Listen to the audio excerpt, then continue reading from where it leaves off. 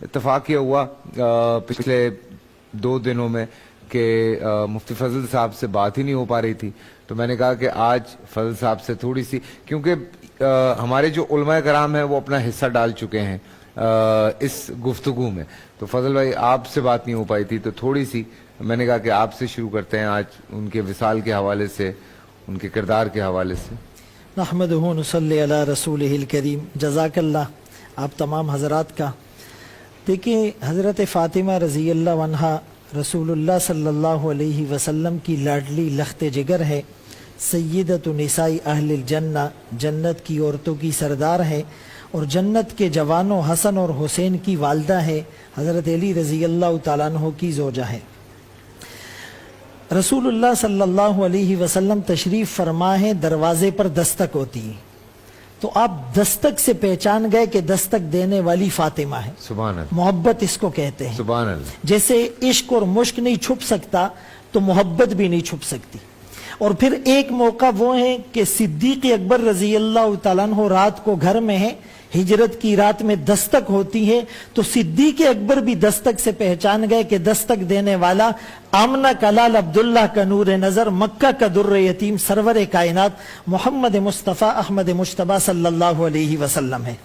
حضرت فاطمہ رضی اللہ عنہا جب آئی تو آپ نے استقبال کیا، اور پھر آپ نے پوچھا کیسے آنا ہوا، تو کہنے لگی کہ مشکیزہ بھر کر لانے کی وجہ سے کندھوں پر نشان پڑ گئے، چکی پیسنے کی وجہ سے ہاتھوں میں چھالے اور گٹے پڑ گئے، تھکن بھی ہے، تکلیف بھی ہے، فاقہ بھی ہے۔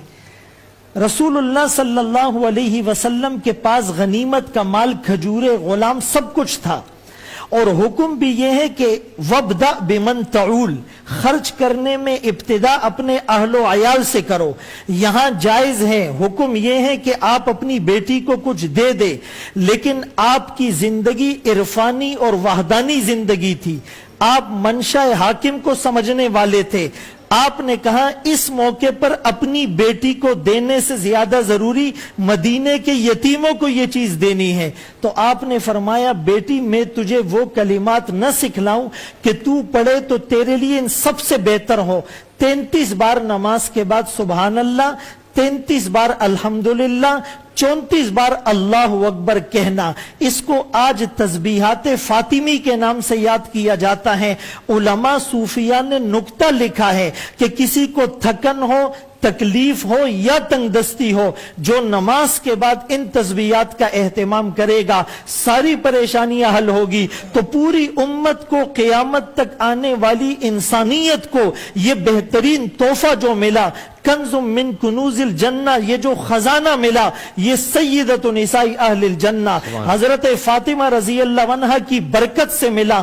آقا کی ان سے محبت کا عالم یہ تھا، آپ سفر پر جاتے، سب سے آخر میں جس سے رخصت ہوتے حضرت فاطمہ ہوتی، سفر سے واپس آتے سب سے پہلے جس کو گلے لگاتے حضرت فاطمہ ہوتی۔ اشارہ اس بات کی طرف تھا کہ جدائی کا سب سے کم ڈیوریشن اگر برداشت کر سکتا ہوں، اپنی اس بیٹی کا برداشت کر سکتا ہوں۔ آخری سفر پر جاتے ہوئے بھی یہی کچھ ہوا، حضرت فاطمہ کے کان میں کچھ کہا، رونے لگی، پھر کان میں کچھ کہا، مسکرانے لگی۔ لوگوں نے کہا یہ نکتہ اور لوجک کیا ہے؟